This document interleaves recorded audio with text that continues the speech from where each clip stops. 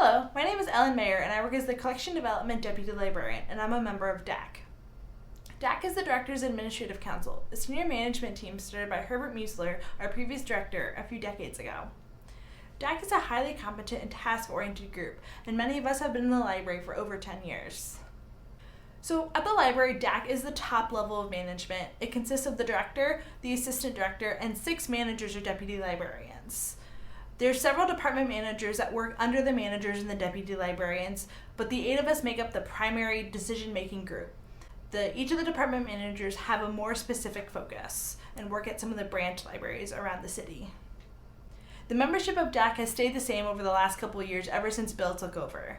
And Bill has stayed on as the head of that group as the director of the library. The 8 of us in DAC make up the only formal decision-making body in the library system.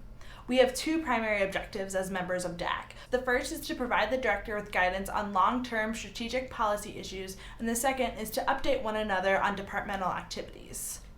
So all the managers and area supervisors work together in the service center in downtown Seattle.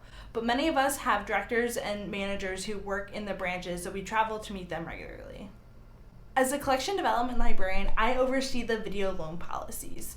We conceived this loan change that was approved by DAC to provide better service to patrons by allowing them to access all videos in the library system and allow broader access to all of our library patrons.